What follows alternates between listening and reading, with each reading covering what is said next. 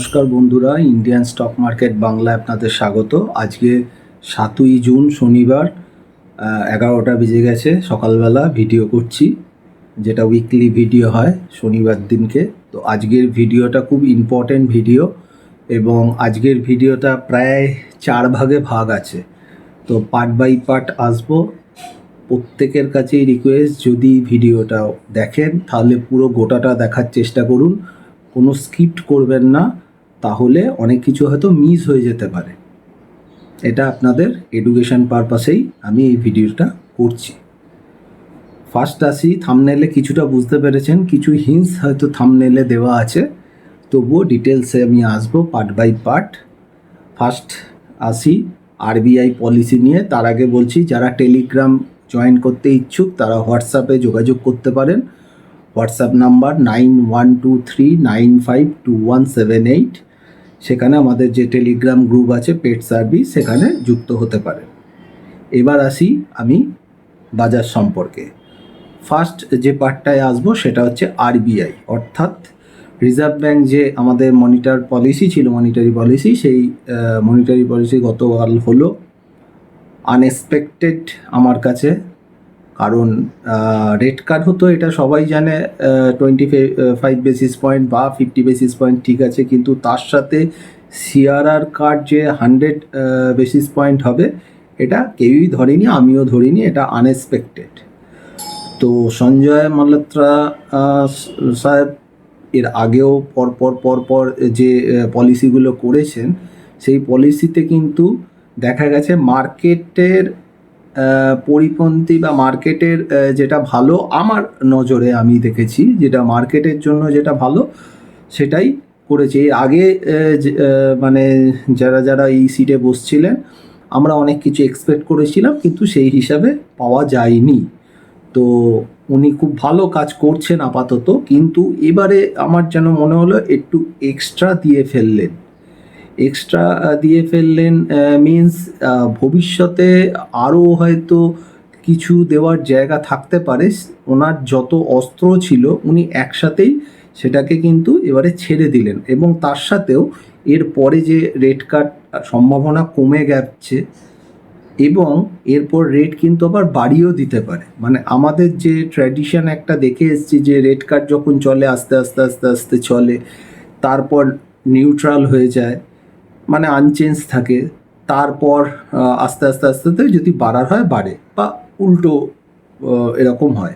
কিন্তু এবার থেকে যেটা মনে হচ্ছে যে এই যে কমলো, আবার মনে হলে কিন্তু নিউট্রাল না থেকে কিন্তু আবার বাড়িয়েও দিতে পারে। সেটা বিভিন্ন পরিস্থিতির ওপর নির্ভর করে কিন্তু ব্যাপারটা দাঁড়াবে। তো এই জায়গাটা একটুখানি মনে হচ্ছে বড্ড এক্সট্রা হয়তো দিয়ে ফেললেন। ইমিডিয়েট হয়তো আমাদের খুবই ভালো হবে, যেমন বাজেটে দেখা গেল কি 12 লাখ টাকা অবধি ট্যাক্স ছাড়, অর্থাৎ মানুষের হাতে টাকা দেয়া হচ্ছে যাতে তারা খরচ করে বিভিন্নভাবে, সেটাকে ব্যবহার করে যাতে জিডিপি আরও ভালো জায়গায় হতে পারে।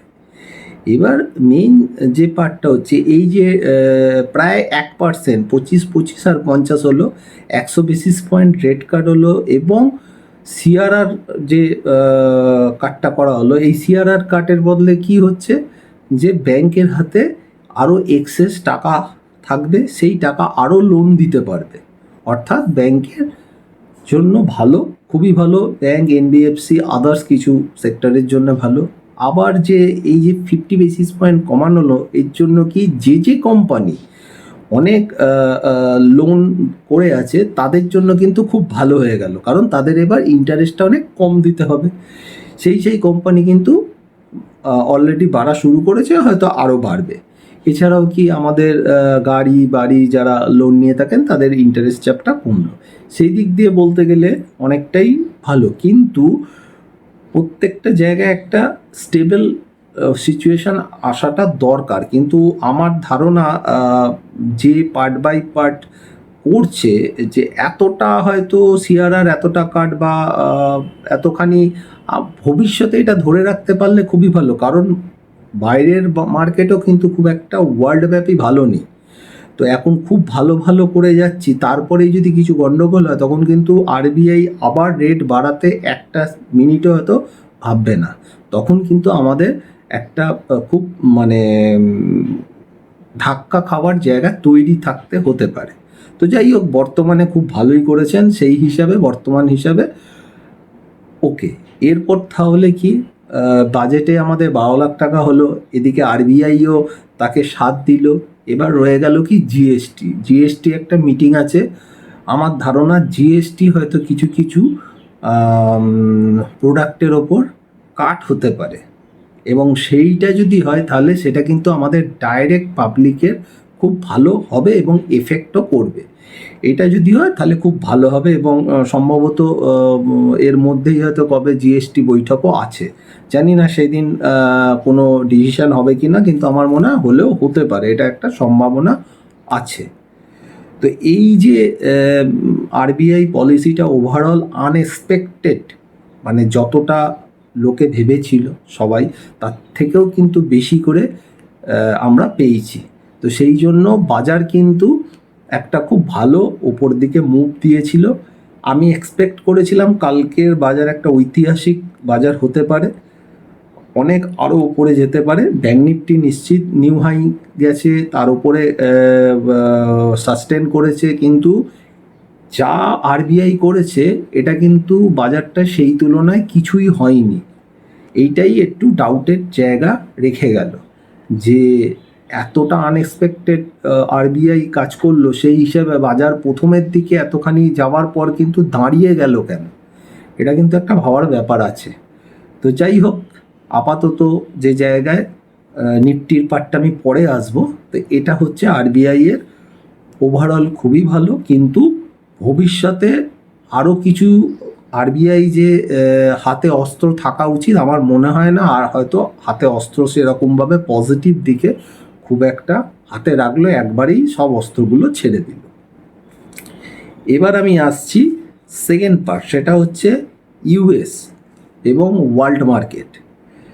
ইউএস সবাই জানেন এখন ডোনাল্ড ট্রাম্পের সাথে কীভাবে তার খুব ভালো বন্ধু, এবং ম্যাক্সিমাম সবাই যা বলছে যে মার্কসের জন্যেই ডোনাল্ড ট্রাম্প এবারে নির্বাচিত হয়েছেন, তার এত ভালো বন্ধু তারা এখন প্রধান শত্রুতে দাঁড়িয়ে গেছে। প্রত্যেক দিনই টুইট চলছে, এ ওকে বলছে, ও ওকে বলছে। এই সব বলাতে আলটিমেটলি কি হলো, টেসলা প্রায় $52-53 একদিনে পড়ে গেল, এবং সম্ভবত 282-83 এরকম মনে হয় টেসলার দাম এসছে সম্ভবত, আমি এক্স্যাক্ট বলতে পারছি না, কিন্তু $52-53 5 তারিখ পড়ে গেল টেসলার।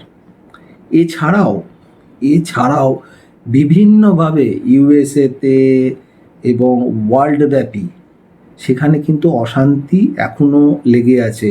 রাশিয়ার সাথে যে প্রবলেম সেটাও কোনো কিছু হয়নি, ইসরায়েলের প্রবলেম সেটাও হয়নি, ইন্ডিয়া পাকিস্তানের যে প্রবলেম সেই জায়গাটাও কিন্তু হয়নি। এবং আমার ধারণা পাকিস্তান যে টাইপ, মানে কি বলবো, উগ্রপন্থী বস্তু বা কি বলবো, পাকিস্তানকে কিছু বলার ভাষা নেই।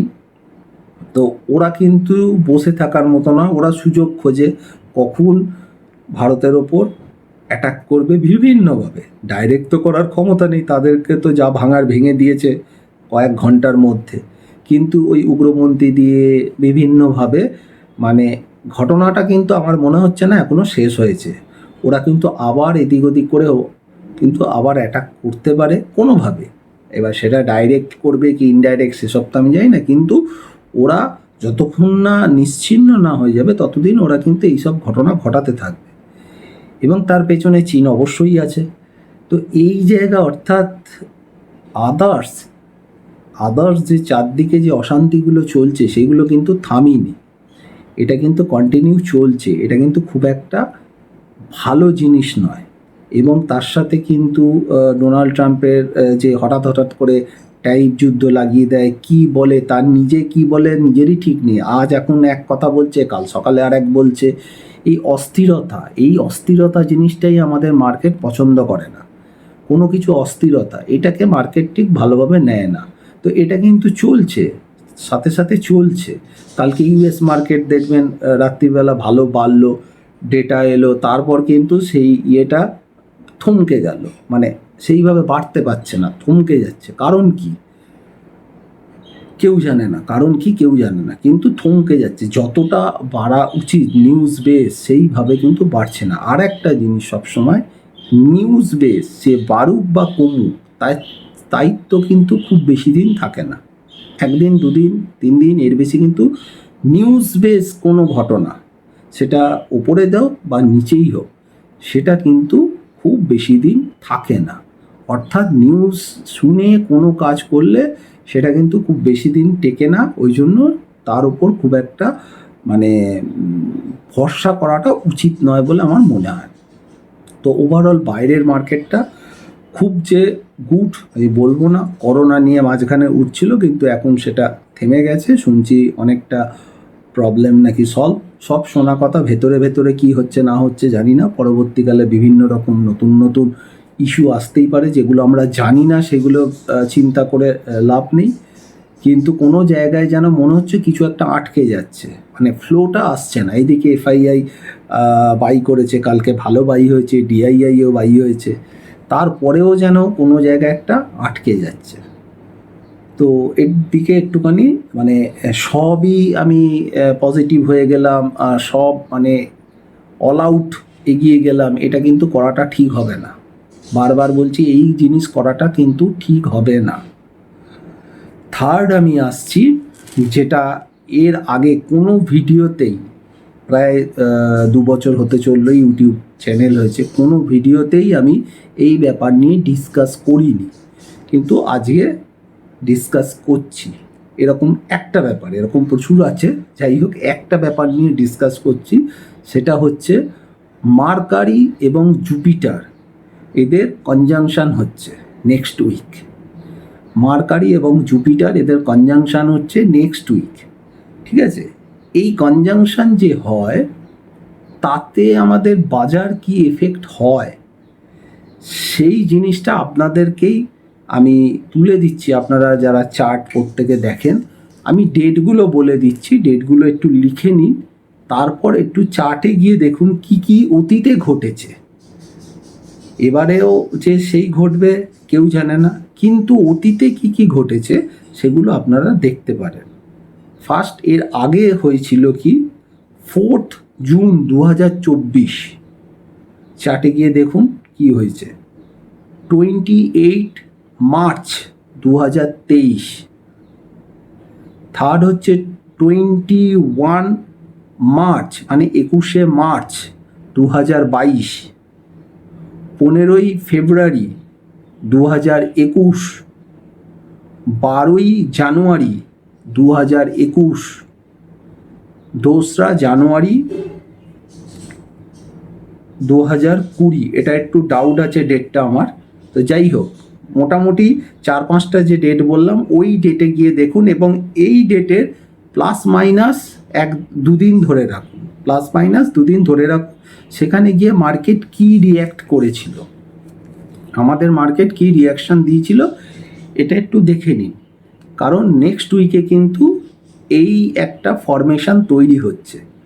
তো এই ফরমেশন হলে কি হতে পারে, হতেও পারে নাও পারে, সেটা কেউ নয়, কারণ শেয়ার মার্কেট 100% বলে কিছু হয় না, বা অ্যাস্ট্রোলজি টাইম সাইকেল কোনো কিছু 100% বলে কিছু হয় না।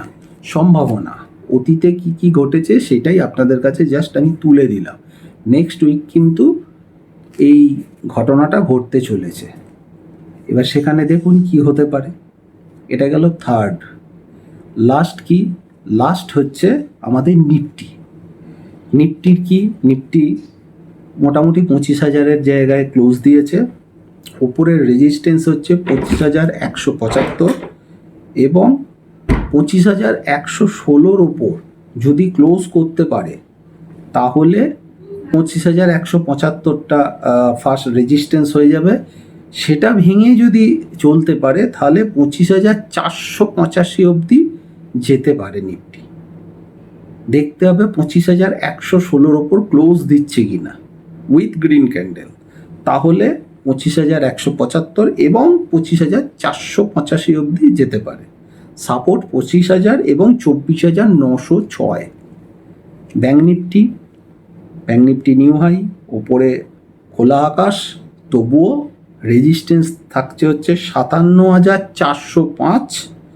সেটা যদি টপকাতে পারে, ফার্স্ট রেজিস্ট্যান্স হচ্ছে 57,405, সেটা যদি টপকাতে পারে তাহলে 58,088, এই দুটো রেজিস্ট্যান্স দেখছি। আর নিচে সাপোর্ট হচ্ছে 56,000। এটা মোটামুটি নিফটি এবং ব্যাঙ্ক নিফটির রেজিস্ট্যান্স।